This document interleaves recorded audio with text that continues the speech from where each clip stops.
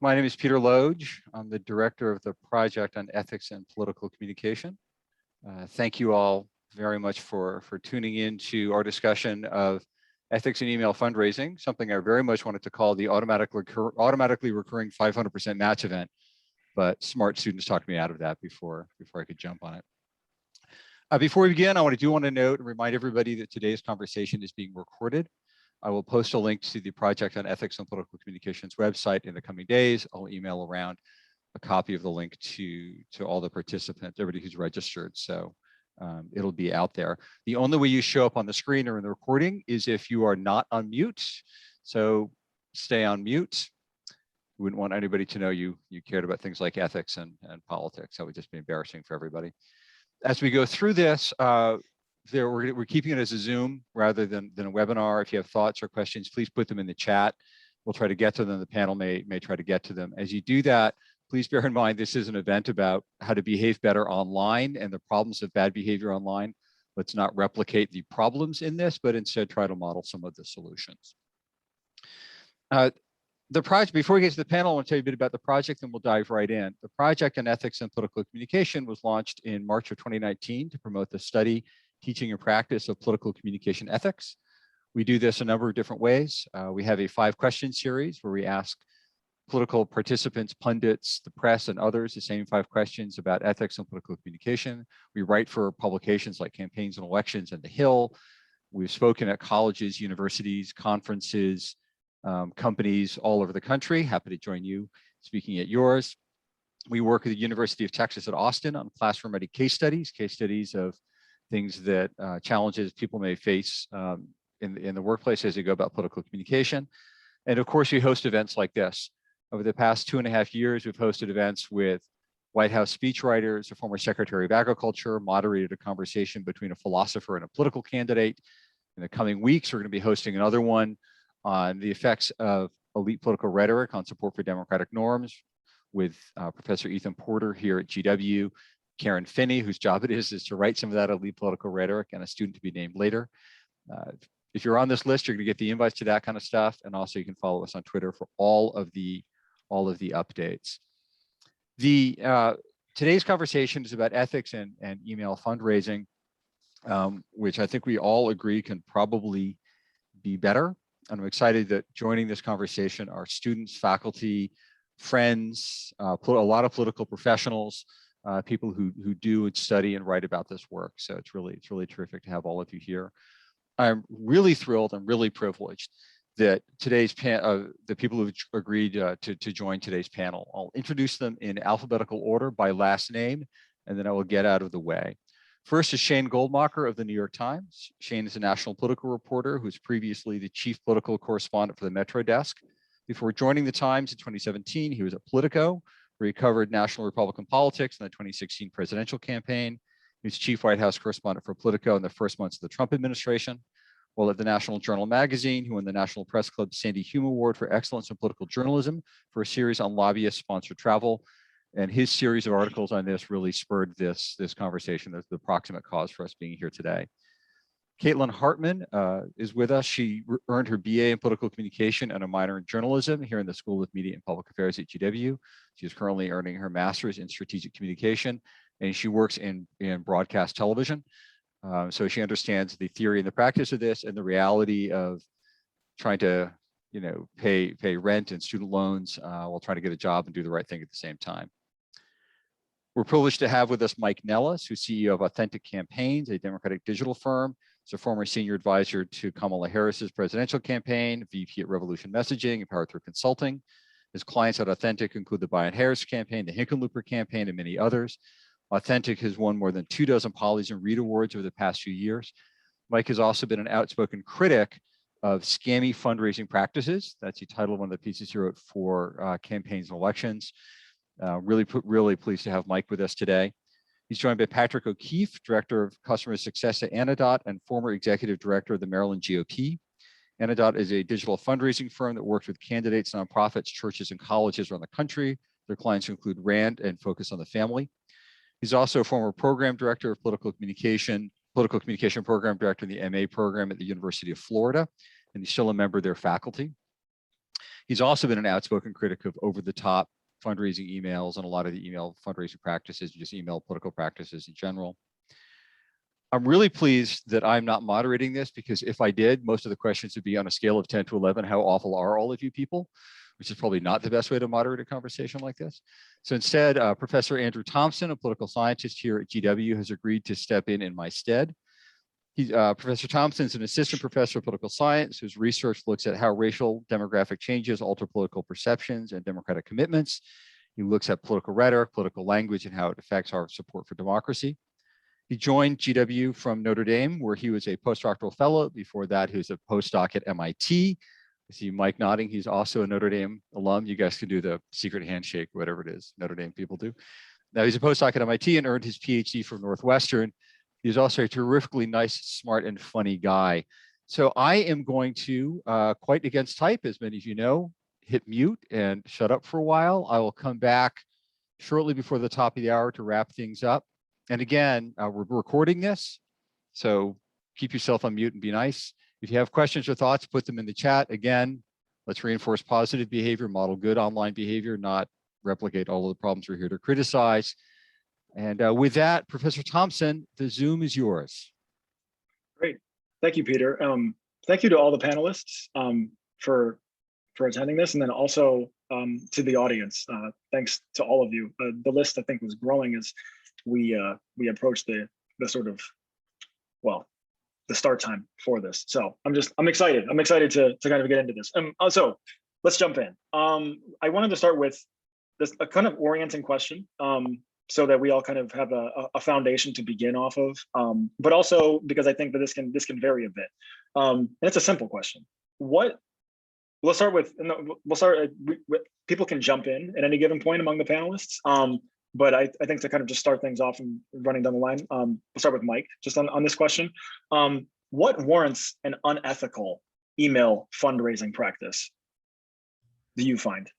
Yeah, I mean, I think it's anything that is just outright lying to people, just outright scamming people. Like, I mean, the most infamous example on the Democratic side is the final notice fundraising email, which you know, a lot of people will send these, but they're designed essentially to look like you forgot to pay your mortgage, or you forgot to pay some kind of bill, and it's to scare you. I think like anything that just strips people of their basic humanity, that forgets that like the person we're communicating with at the other end of the spectrum, like we're a lot of the times in the way we communicate with people in this industry, like we're increasing their anxiety in order to get their donation. We're trying to scare them into donating. And a lot of those folks are older, they're digitally illiterate.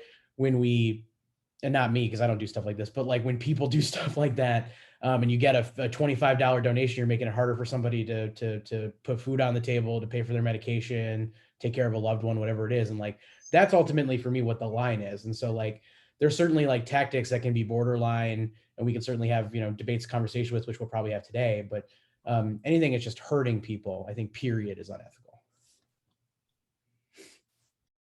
Caitlin?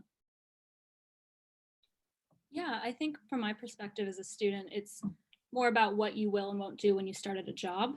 And so there are things that are really difficult about, you know, when you, as you know, Professor Loach mentioned at the beginning of this class, you know, or this session, what is it that you've decided you can do and can't do? And when you are getting an internship or starting at an entry-level job at one of these firms, it's really hard to say no when a senior level person comes up to you and says, hey, we need to write an email. This is what the language should look like. It's going to be really, you know, inflammatory, very dramatic. And I have friends and colleagues in this program at SMPA and in others as well, who have worked in those places where they're an intern and they're drafting emails, and they may think that, you know, something crosses a line, but they have to turn it into a senior level person, and they're the one who ultimately makes that decision.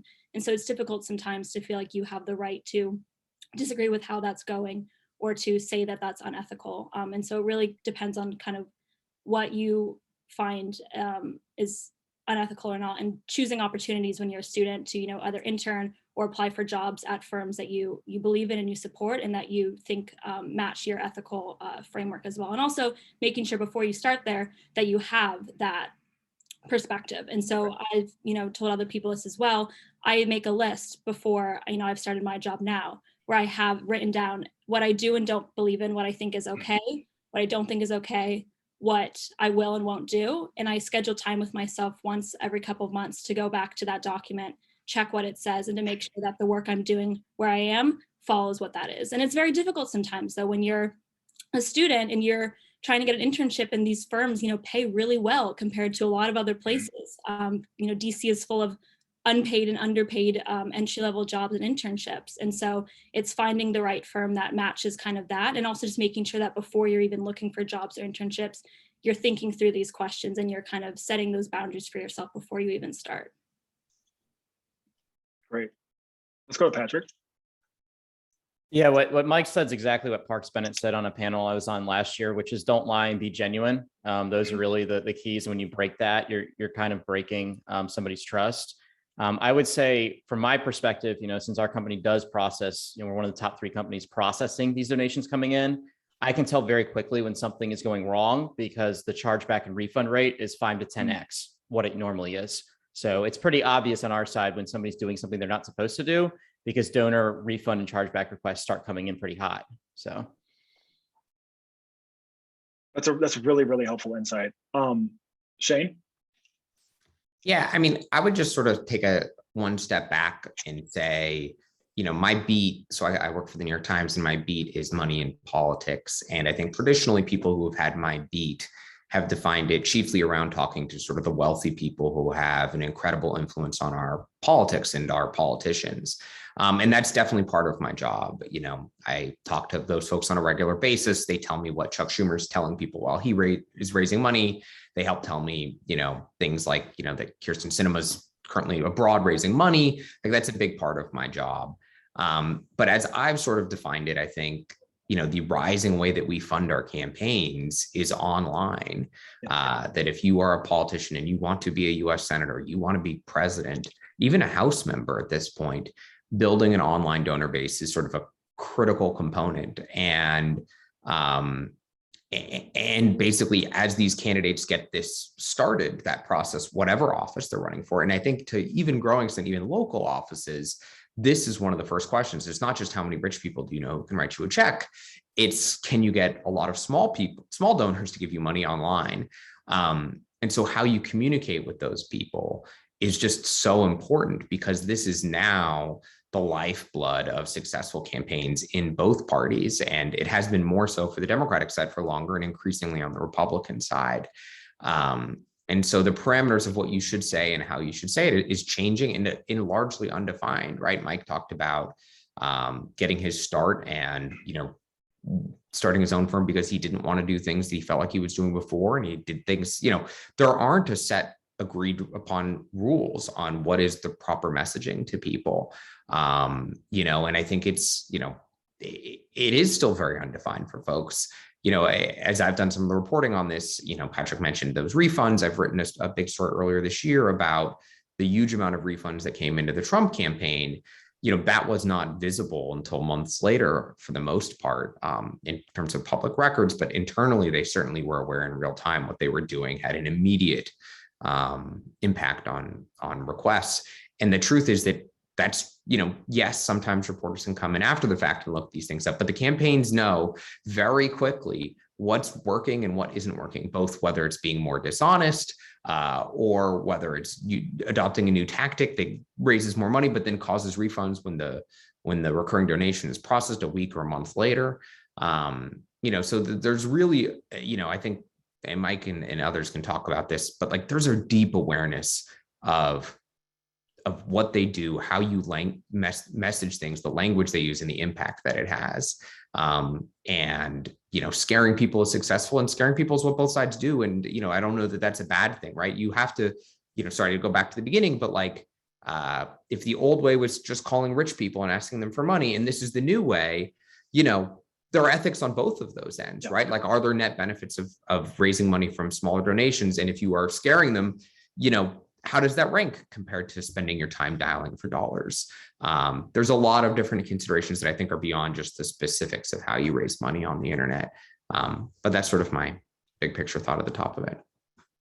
That's great. I think that really segues well into the following question that I had, which is, I think this is, again, to give us kind of further context, but I think this is also a really useful question when considering, Peter and I talked about this a little bit. So when considering what exactly has changed, because I think we use a lot of language around, like the orientation of this panel is to say that there have been unethical practices that have been done within recent years or in recent time. But a question that I'm wondering here, and feel free to anybody to jump into this, is who or what is leading the charges on the use of, or leading the charge on the use of these unethical sort of email practices, in terms of, you know, framing issues within ways that are, you know, eliciting fear and anxiety among individuals, misinformation, things of that sort.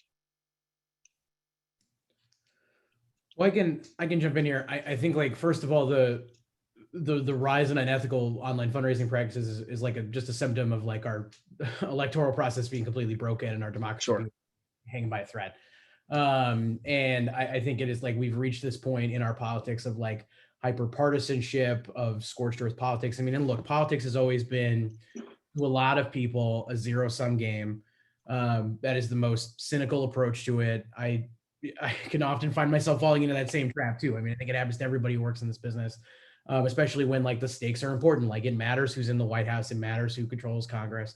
So like, I understand it from that perspective, but the emotions, the drive to win makes it really easy to strip people's humanity away.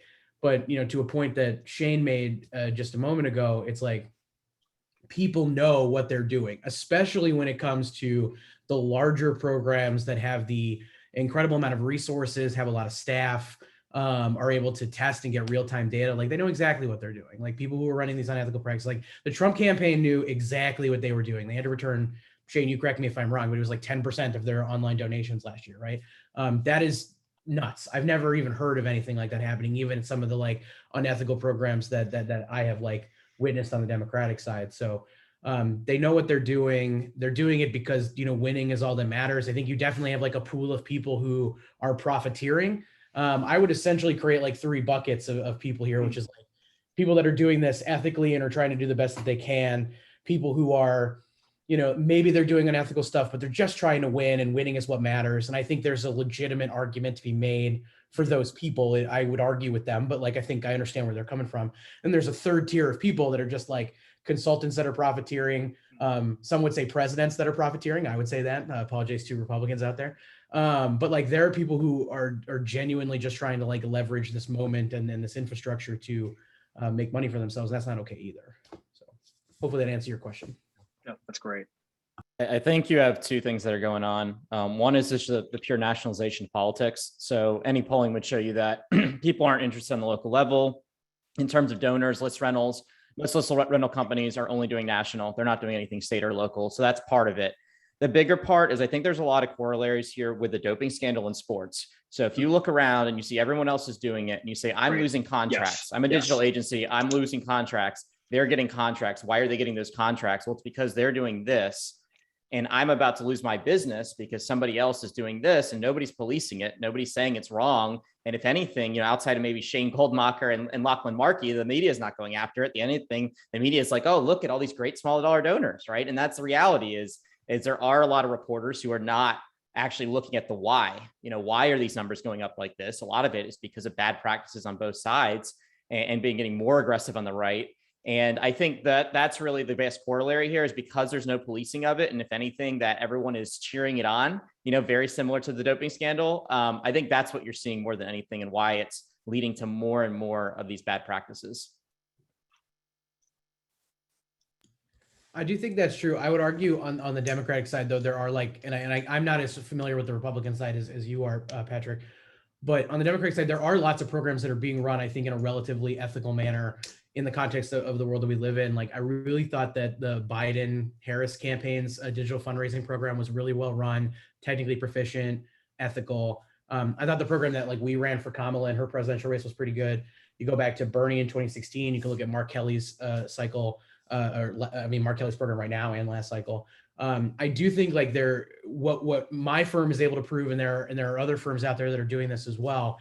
You can raise a lot of money online by treating people with respect and And to be honest with you, like, the McAuliffe campaign is getting a lot of, for those who are on Twitter, like crap in the last 24 hours for like sending Carole King emails, but like, that's a generally well-run program. It's really aggressive, but they're not scamming people out of their money. They're just running a really aggressive, urgent fundraising program, which, while I think can be annoying to people getting, however many emails they're sending a day, I totally understand that.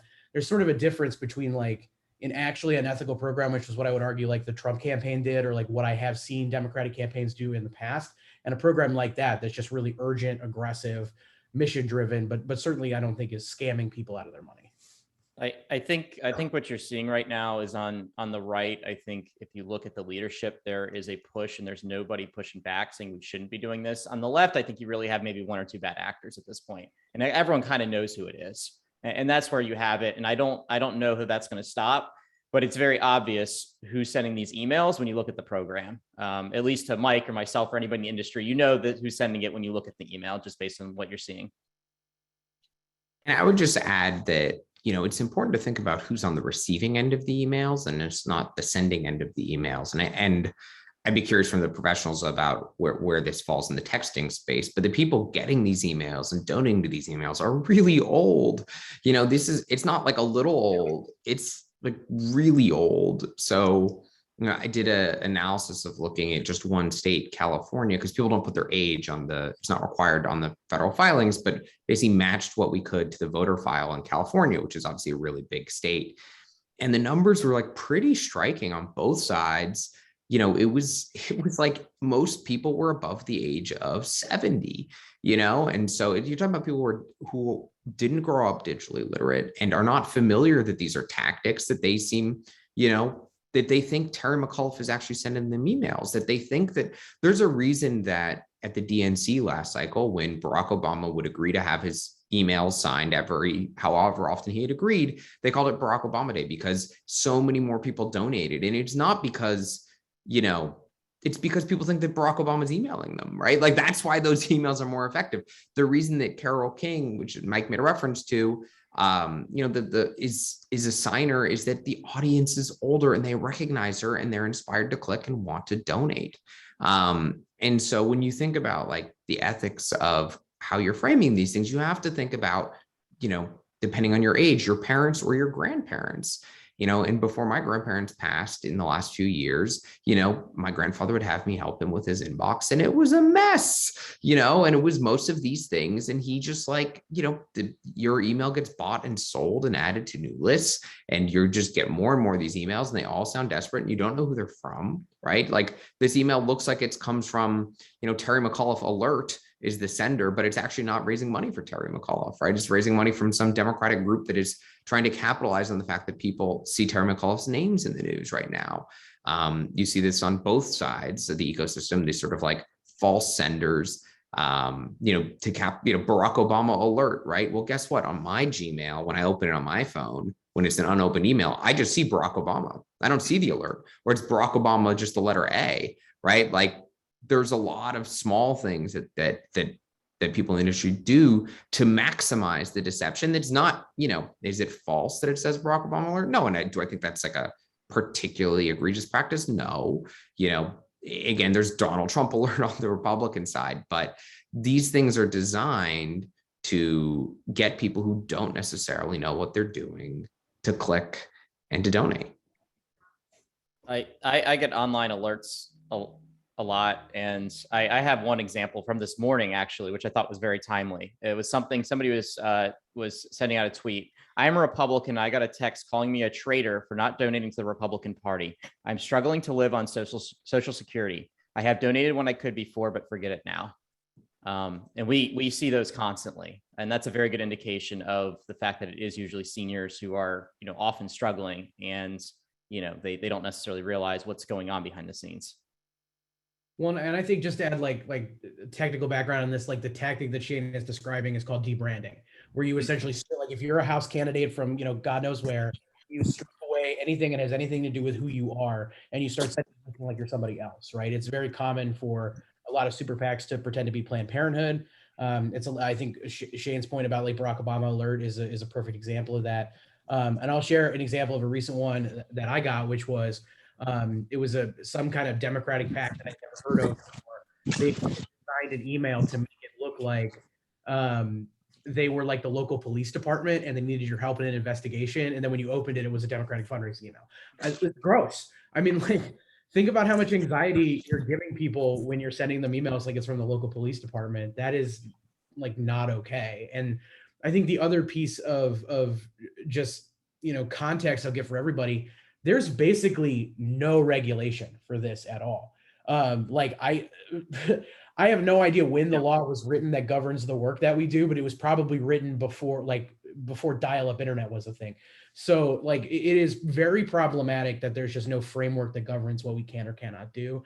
And that's why you see things like the NRSC texting people and saying that you're a traitor if you don't contribute to this, you know, SMS text, which, like, I get those. I don't really care if I'm a traitor of the Republican Party personally, but, you know, it's appalling.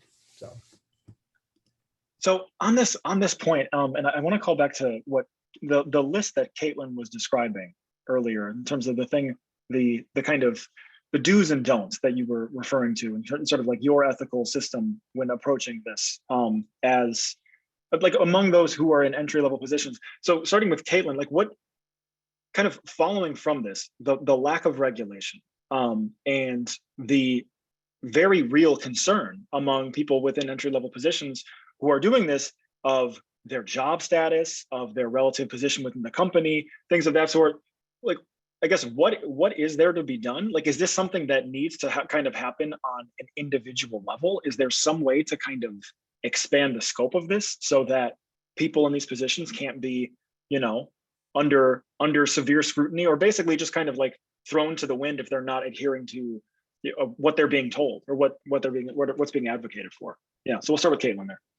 Yeah, I think one of the good things is that we're having more conversations like these. We're having events like these.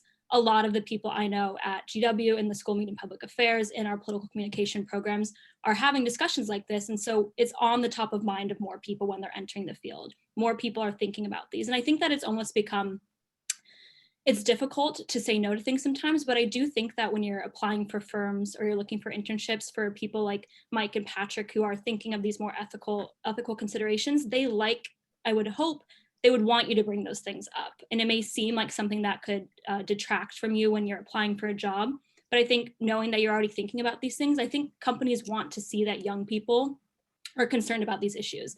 And they know that there needs to be a change in the way that they're operating. And so to have kind of young blood coming in who are thinking of these things already, I think could be an asset, even though it might seem really scary in the moment. And it is difficult to do. But I think one of the other things that I would recommend is when you're applying for these jobs, it's really difficult for young people is because they don't know what the industry is like.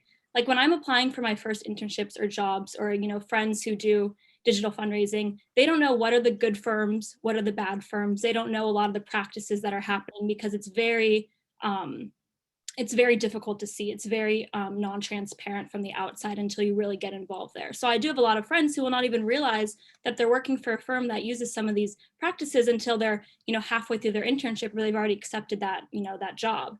And so I think it's really important to have mentors in the field, you know, people like Mike and Patrick and other, you know, professors or other mentors or former bosses you can come to beforehand and you say, look, I'm applying for this job. There's this position open at, you know, this firm. What do you know about it? What do they do? What are the practices they do? What are the good and bad things? And kind of getting a perspective before you apply for that job or internship, because it's much harder when you're halfway through your internship or, you know, you're a couple months into your job to realize, oh, wait, I don't like what's going on here. I don't understand and I didn't sign up for this. And so it's much better to kind of get that perspective beforehand, and to kind of find people who you can go to ask those questions beforehand. So that's one thing that I think is really important for young people when they're entering, is to find people who can kind of explain what's going on and what, you know, some firms are doing or not doing. So then you can, you know, go back to that list that you're making and realize, you know, does this company align with what I've written down here? And so it's easier to make those decisions before, you know, you've deposited that paycheck and you've already, you know, put it towards your rent. It's much, much easier to do beforehand. So you're knowing when you're applying for jobs that you're applying for the places that, you know, you feel like you'd be a good fit in and that are better for you. Can I just add two things? I mean, I'm not obviously on that side of the industry, but just in general, you know, I don't think that most jobs hold a fresh out of college person to account for the broader approach of a company. If you take a job for 6 months or a year and you think it doesn't work for you, that's not going to hold you back in your future job opportunities. I think that most people understand that the direction isn't being set by a young person. So, a single misstep is not going to set you back in your career if you make that mistake. At the same time, related to that though, right? The one thing you always carry from job to job is your ethics and your reputation. And like I happen to work in like an extraordinarily public industry where you can see everything that I produce, right? Most people don't have that benefit where that they are part of something else, that their name isn't attached to those things. But your reputation does attach to you pretty quickly in your career. And so, sticking by things that you personally feel are the right things to do, you really just never go wrong in that direction. But I don't think that, if you take a job in any industry at a place, in a journalistic organization that, there's been some that have been flaming out in recent weeks, right? Like, I don't think that a person who worked for Aussie is going to face some kind of hardship in their career because the company's direction was problematic. So I don't think it's a do or die thing at the beginning of your career either. Yeah, I'll echo that. Like when we're looking at resumes over here, like I've hired people from plenty of places that I don't love the way that they approach things. Like Mothership on our side is sort of the most infamous firm. I've hired probably like 5, 6, 7 people for Mothership because there are good things that they do. They run technically proficient programs, and there is an importance to that that I want to learn and have here. I don't think you're ever going to be punished, or have a career setback for something like that. I do want to address a comment that Rebecca posted. Yeah, I was going to bring that up. Great. Which was, and I'll just read it for everybody, but are fundraisers following the ethical guidelines of the Association of Fundraising Professionals, or is there an industry disconnect? And to answer your question, I have no idea what that is. And I'm one of the most prominent Democratic digital fundraisers. I have no idea what you're talking about. So that's the disconnect. So just to give you that sense of it, I'll let others weigh in if they have thoughts on that. Yeah, I agree. I mean, it's the wild, wild west. There's no regulations. One story that I would say on the right, it's a lot harder, right? So I think the right significantly harder. Look, there's a reason why, my company, we do donation processing in our donation platform, but we do, both Republicans and Democrats, mostly Republicans, but some Democrats too. There's a reason why the equivalent of Mike is not sitting in my seat right now. They don't want to be on a call like this. They don't want to talk to Shane. They don't want to do that because they're afraid that they're going to lose their business. And everyone should talk to me. Yeah, exactly. So, and I'll tell a story, real quick. So I was sitting in a private session for the RSLC a number of years ago, and a digital fundraising leader came up and was given, not even a panel. They were on it by themselves, giving essentially a moderated speech. And they asked them, one of the state leaders, or the caucus leaders, asked them, said, "Well, are you concerned, basically about the tactics that are being taken?" And his response was, "You can't go too far. If they don't like and they unsubscribe, they never would have given, and they shouldn't be on your email list anyway." And I think that is extremely telling to the attitude that a lot of folks have. And that person's still a leader to this day. And that is still the people that have a lot of influence over contracts and these kind of things. And that's, to me, that says a lot, where me being on a panel like this or saying these kind of things, look, I'm not going to work in Republican fundraising, right? I might advise, candidates, and we might have our clients, but not to the level that someone like Mike is, because I'm saying these things. So it is a lot tougher on the right, to be clear, but there are some good actors, right? There are some good actors. And to Caitlin's point, which I think was great, is you need to understand who you're working with and who you're working for, and have good mentors that can align you and say, hey, if you don't feel comfortable doing X, here's other companies you can consider working with that have more ethical practices, because there are some that are much more, much better at that, and do still do great work, kind of like Mike does, but are much more on the ethical side. Well, and I want to say on the mentorship front, like if you're out there on this call and you're on the Democratic side, like feel free to reach out to me. Like my email is mike@authentic.org. Happy to have a conversation with somebody, point you in the right direction, talk through my do's or don'ts, because I have lots, and then they're ever evolving. So I'm happy to be a resource for folks and help out. This is great.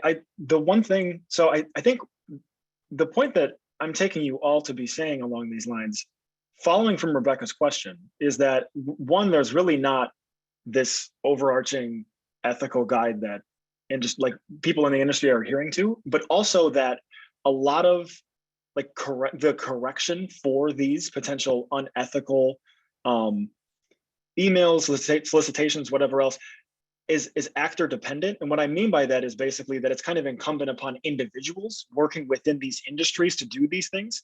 And what I'm asking, I guess what I'm leading to within this is, are there larger institutional corrections that can be made, or is this something that like we really kind of have to trust in good actors to execute on a large scale?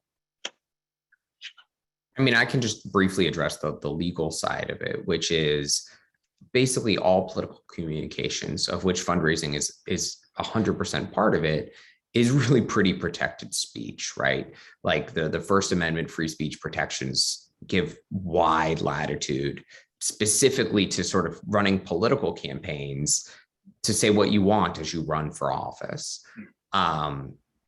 There are some regulations through the FEC, which is the Federal Election Commission, the regulations that exist regarding the basic law that underpins the FEC was written before the internet existed, and it has barely been advanced since. And so there aren't really specific things, certainly to email fundraising or text message fundraising in general. There's just not, and then on the consumer side, consumers are broadly protected through various consumer laws. And then there are questions around, well, who should pursue those? And do you pursue those if the consumer is doing something for politics, which is in that sort of, First Amendment free speech zone. And so in general, it has not been, unless Congress acts on to set new laws as it exists now, this is really very much dependent on how particular campaigns, particular parties, particular service providers for the campaigns decide to self-regulate. Yeah, I mean, I don't envision the legal landscape changing very much. I mean, I know that there's been some movement by like Amy Klobuchar to ban auto recurring donation checks. Like on our side, ActBlue has basically gotten rid of that, which is good. I mean, I think that there's so many different stages of it, but like we probably need like our vendors to step in and create a little bit more of a framework, which is like there's pros and cons to that as well. I get worried about, overreach. And again, you're trusting a very small group of people to make decisions for a larger group of people, which can be problematic. The two single biggest things I think can make a difference, like one, if we can get to a place where consumers are more educated about how political campaigns fundraise online so that they themselves can be more savvy, in the same way that, there have been and probably still are like a rash of like scams against seniors for like stealing their social security card and making them think that they didn't pay their taxes or whatever. Like we probably need some kind of education campaign like that. I don't know what it looks like. I don't know how to do it, but there's that piece of it. And then we need more campaigns and campaign stakeholders to say, I don't want a program that looks like that. I want to run a digital fundraising program that I can be proud of. And then we as practitioners have to go out and prove that it's possible to raise money that way. My firm's been doing that for 3-4 years now. Like we've raised over $400 million since the firm was started for political candidates. That's the same amount of money that Mothership has claimed to have raised in like 8 years. So, and like granted, 2020 was like an amazing year for everybody, but like we're proving it's possible to do it. But we need folks to kind of wake up a little bit. And I think it's slowly, at least on my end, I think it's slowly happening on the Democratic side. There are more and more folks that the ethical line is shifting closer to a more ethical program. Seems like on the Republican side, it's moving in the opposite direction. But Patrick would know a lot more about that than I would. So I just want to jump in, just give people a sense on things that people describe, however you want to describe scammy, manipulative, deceptive. Campaigns are adopting these things because they are testing them and they're effective, right? Like it is important to realize that these are effective tools in the short term. I'm not sure if they're effective over a long haul, but you could see during the 2020 presidential primary on the Democratic side, where everybody needed to get 65,000 donors. The campaigns who didn't have them, they all merged toward these like, the sky is falling, give me $1 things. And they didn't actually care about the amount of money, but you really saw merging towards 12 emails a day, breathless emails, maybe not the same as, payment incomplete or final notice things. We saw some of that too. and they merged that direction because that is how they were converting additional new donors. And so it's hard to change something where campaigns are intense, financial resources are important, and in the short term, these things generate more money.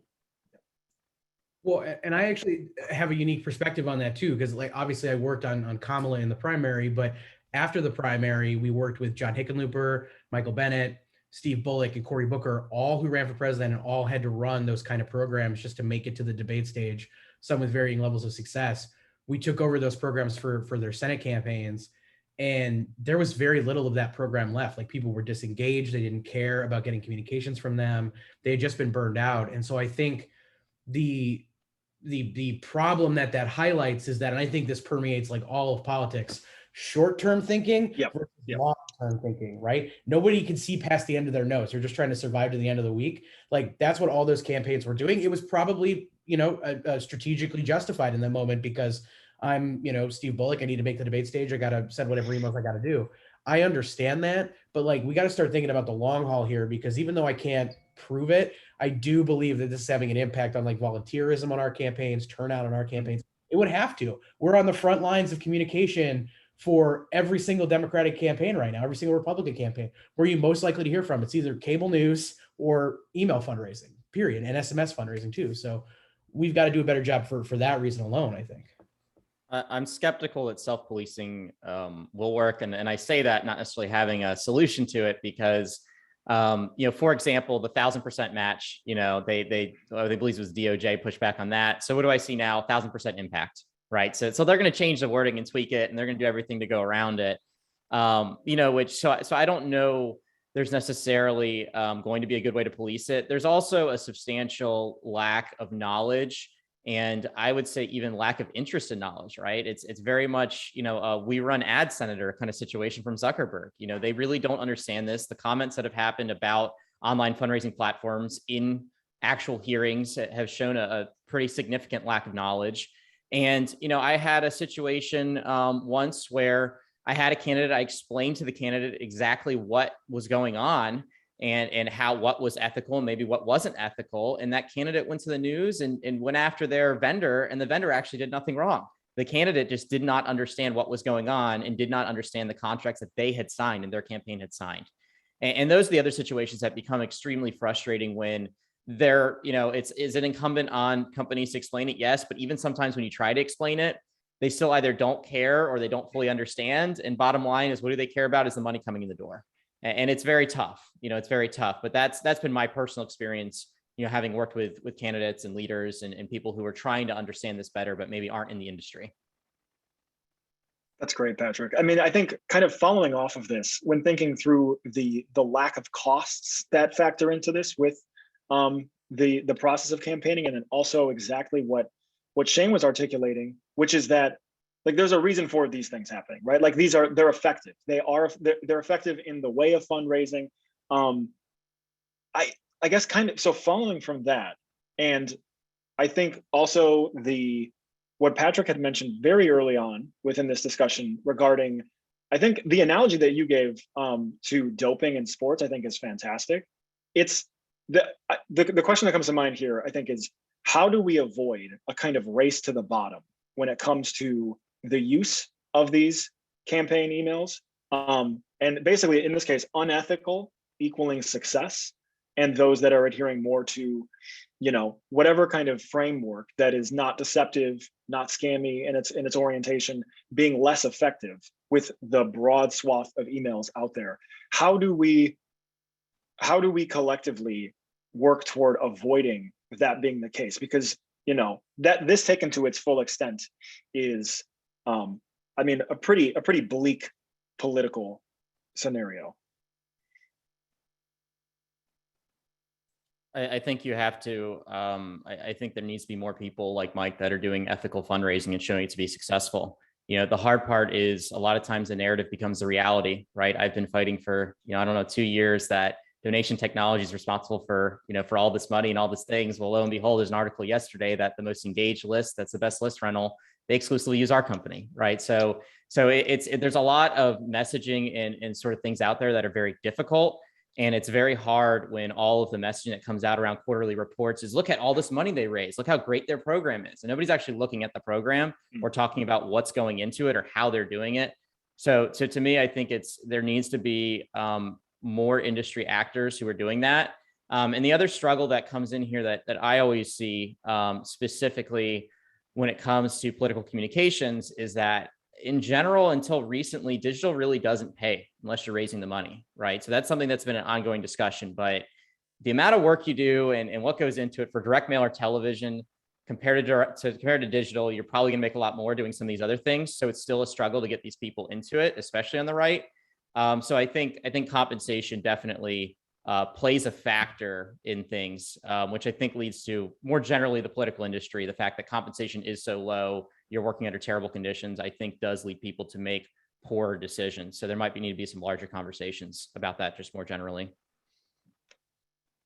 Well, I will say on the Democratic side, compensation is a lot better. I can't speak to the Republican side, but like at my firm, like the lowest paid employee makes $52,000 a month, which is pretty good. Now that's not probably industry standard and certainly higher than industry standard, I imagine. I also have a unionized workforce, which I think is helpful. And like, I hope unionization comes to the Republican Party. I don't think that it will from a cultural standpoint. But like, I think like that's probably like one potential angle to like help with this. And like, I believe Jeff, like you asked a question here in the chat of like, how are email marketers paid? There are some companies that take a percentage of the money that they raise. I don't do that because I think it's unethical. And what I've always said was, I don't want myself or any staffer on my team to be making strategic recommendations to clients because they're going to get a percentage of the money that they raise. I want them to make recommendations for what's best for the candidate, the program, et cetera, and not have to be that like I'm scraping my bottom line. So I got to dump another 20 emails into so-and-so's list this month. So I just wanted to address that question because I thought it was worth noting. And there's something, if I could ask other folks an ethics question myself, which is, something I've thought about as I look at these quarterly fundraising reports is, let's say you take a campaign, and this happens on both parties, that, raised $1.2 million. I'm making these numbers up, so I'm not thinking of a particular candidate last quarter, and they spent $1 million or $1.1 million, make it even closer, on email marketing and some direct mail marketing. At what point is your margin so low that you're sapping real people of your money? If 90% of your costs are going toward raising the money, like it behooves the campaign to keep spending more, because even at 90%, they're making that $10 out of every $100 that they're spending. But like, do you guys run into sort of ethical issues around basically burning most of people's cash to raise the money on Facebook ads, on email marketing, on various things? Is that something that comes up, or is that discussed? And what is the margin that's considered not problematic, or is everything fine because it's all net money for the campaign? I want to address that one. So I think there's a few things going on here. I don't necessarily think that percentage list rentals are the worst thing in the world, because what we had before then was people, spending thousands of dollars, usually from scams, buying lists and then getting no results. So I think first up front, if a list rental is doing 60, 70%, usually that's a no risk list rental. So they're going to email quite a few and make nothing on it, right? They're taking a risk there. So I don't have a huge problem there. I think where you have a bigger issue is candidates and general consultants not understanding that these list rentals are not your entire fundraising apparatus. These are not your program. This is not your entire program. That's the biggest struggle that I have with candidates, is a lot of candidates don't understand that, hey, this is a way to get people in the door, and then you build a file where your future costs are substantially lower. There needs to be a lot of education on that piece, that it can be done in an ethical way. It can be done in the right way. But a lot of times what's happening is you'll have other people who realize, oh, these that are making us the most money, so let's not tell the candidate this, or let's keep the candidate in the dark, or the candidate isn't asking the right questions. And they don't realize until way too much later. And they have to look at the contract. So some of this is some responsibility on the candidates and general consultant too, to actually look at what they're signing and understand how to run a campaign. So I have mixed feelings on that one. I will tell you that if we see something that is particularly abusive, we will shut it down. I think we're kind of unique that a lot of ones will not do that in our position. So if we see something particularly abusive, we will point it out. But I think a lot of it too is really on the candidate and the general consultant to make sure that they understand what's going on.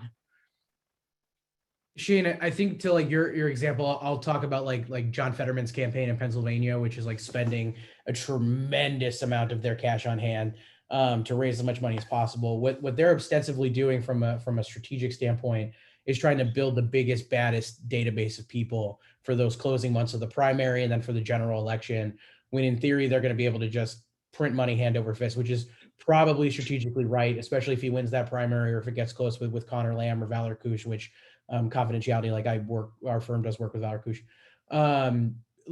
So that I think is fine. That I think works. Like Val Demings is probably doing the same with an understanding that, they're going to raise a ton of money when people are more engaged. I do think like you have lots of candidates that are just trying to spend as much money as they can, bring in as many online contributors to like make it look like they're more grassroots oriented. And like whether or not that's ethical, I don't know. I think it probably depends on how they're running the program itself. But there's certainly like a lot of profiteering happening for the consultants that are working on that race. But and Patrick, this is just I guess kind of a difference between your side of the industry and mine. I feel like the campaign, most of the campaign managers that I work with and interact with, candidates I work with and interact with, they know what we're doing. They might not fully understand every piece of it, but I feel like campaign managers are off to protecting their candidate or off to protecting their campaign. So maybe that's just another like ethical breakdown between the two of us. But I just wanted to note that seems especially egregious to me, that like candidates don't know what they're doing, and like that seems really worrisome to me. So. I just want to I am actually writing a newsletter for the New York Times later today on some of these like smaller third quarter fundraising things, just to give people a sense of these numbers of who Mike mentioned. So he mentioned John Fetterman. So in the last 3 months, the Fetterman campaign spent $1.5 million total. I could look up how much of that's for online fundraising, but my understanding is it's a big chunk of it. That was 57% of the dollars he raised. So he netted quite a bit of money, $1.1 million. Val Demings spent by far the most of any candidate in the country last quarter. She spent $5.6 million, heavy chunks. There was a story in Politico specifically on online fundraising. That's about 66% of the money she raised, which was $8.5 million. That's among the biggest fundraising totals in the entire country, but also among the biggest percentage spending. So yeah, if you spend more, you raise more. But I'm sort of curious about the questions around the margins of, if at some point you're sucking up such a big percentage, and I'm not saying at 60% that's that number. You see some that it's closer to 80 or 90%. It does raise questions to me about how much of these do people realize that their money's not actually going toward, convincing people to vote for them for Val Demings, yet they're just doing it to build their lists. Well, I mean, I think if I wanted to play, my camera disappeared, but if I wanted to play devil's advocate there, I would simply say, these people are helping me make donations so that I could build a more robust fundraising list, a more robust, volunteer and mobilization list. And I'm going to put that to work to defeat Marco Rubio here in Florida and help Democrats, keep the Senate. Like, that's a reasonable argument, I think. And it's certainly a lot further away than I think like outright unethical tactics. I apologize about my camera here. I don't know if you guys can't see me or if it's just happening to me.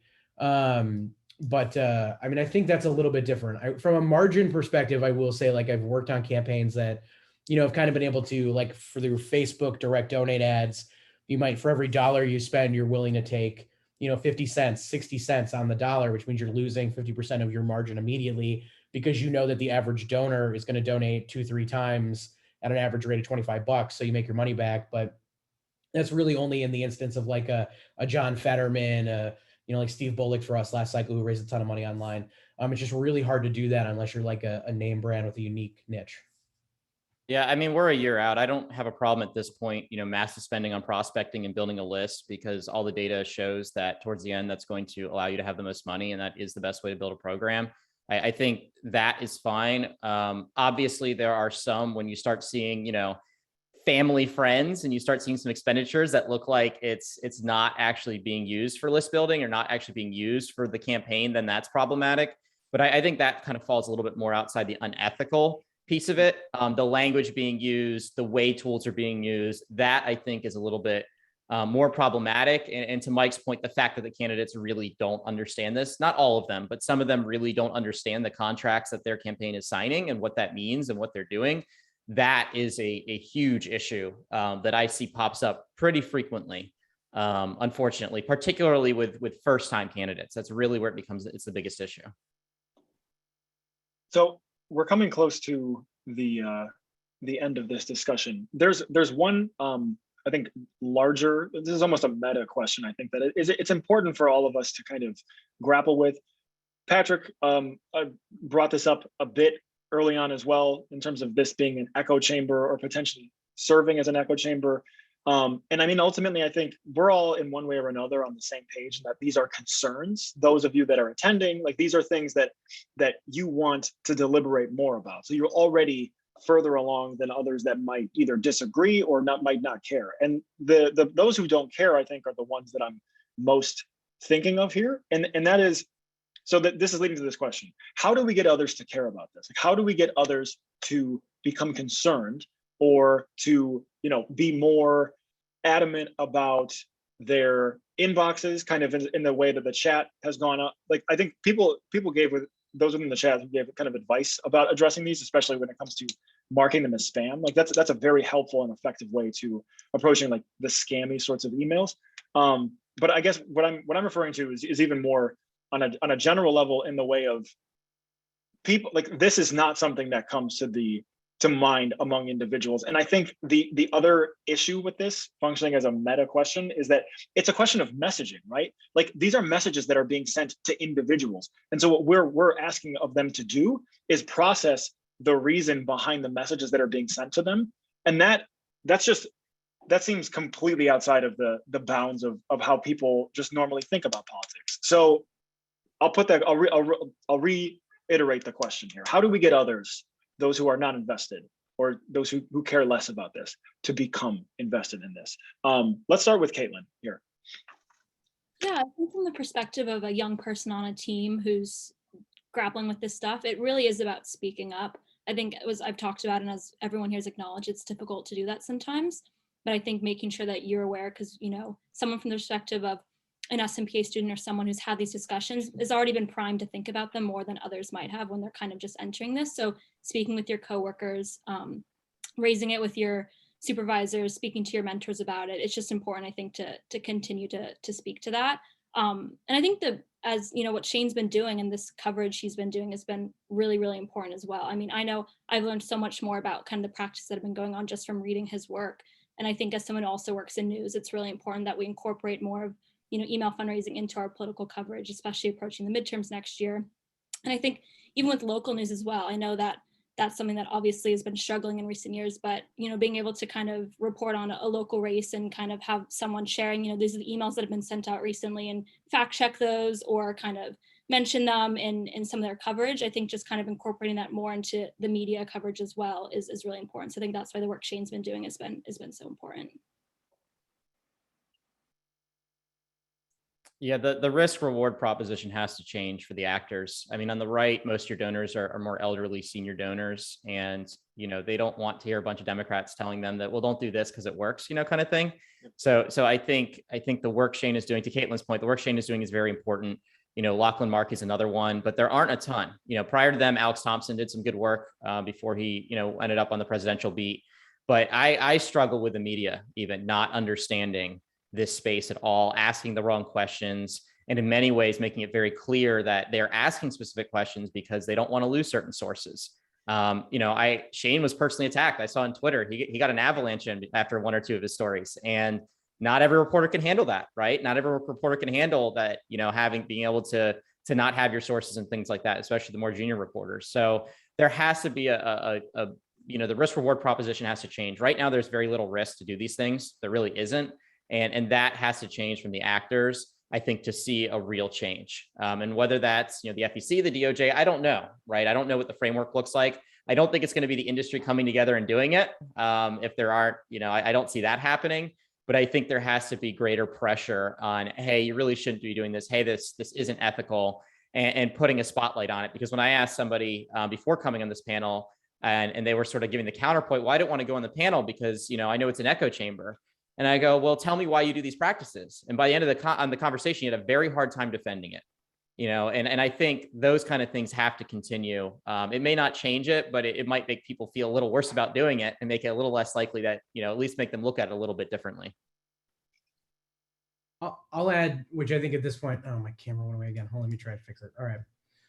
It's gone. The single most effective thing that I think has shifted the industry in the last, couple of months up to a year have been, Shane, your articles, candidly. Like, I think that they have been helpful to facilitate those conversations behind closed doors. I think you did a great piece on Pelosi's campaign, and the way that, and maybe if it wasn't you, I apologize, but like, I'm pretty sure it was you, about like some of the practices she was using. I think like that has been very helpful.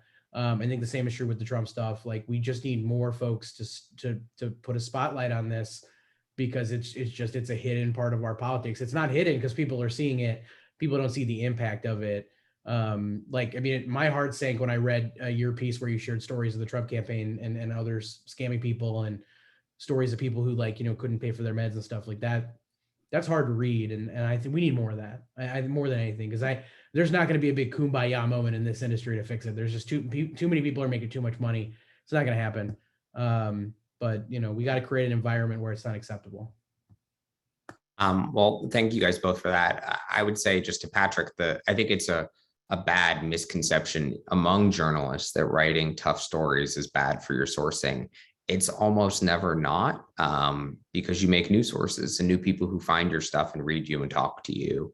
And there's really never a reason to shy away from tough stories, but especially if you treat the people who you're tough on fairly. So if you call them, you tell them what you're going to be writing about, you can often come out the other side with just a solid relationship. Not always, but if you treat people ethically and fairly in your experiences with them, they typically continue to work with you. And for me, the best way is to find interesting things and tell me about them. So my direct messages are open on Twitter. You can email me. My email account's listed on my, I basically am always happy to be pointed to, interesting things, different things. This is a constantly evolving field. And every few weeks I see new things I've never seen before. And I can't see that much unless other people point them out to me. Professor Thompson, Mike, Caitlin, Patrick, Shane, thank you so much. I've learned a ton. I've taken a bunch of notes. This is terrific. Thank you all for joining, for participating in the chat. I'm going to email around a link to this in the coming days once I post it online.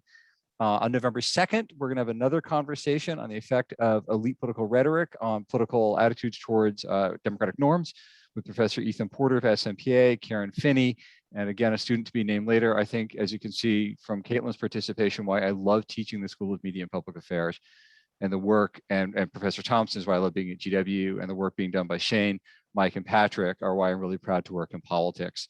Thank you all again. Have a great afternoon. Bye.